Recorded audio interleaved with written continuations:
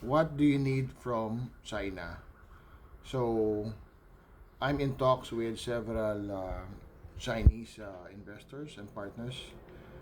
So since I'm connected with them, they are also connected with Chinese manufacturers and producers in the agriculture sector.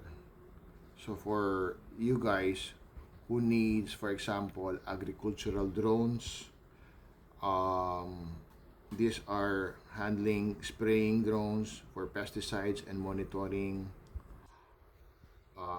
You message me if you need agricultural drones.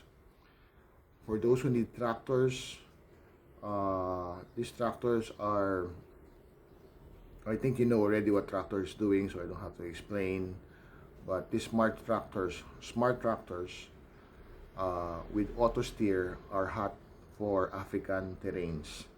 So this is heavy duty and innovative tractors, farm tractors for your farm needs. Another thing that we could talk to these Chinese manufacturers or ask from is agricultural equipments like sprayers, harvesters, grinders.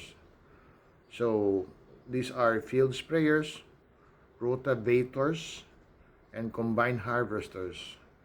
They will be doing the grinders, grilling machines, which is often bundled in multi-tool lines.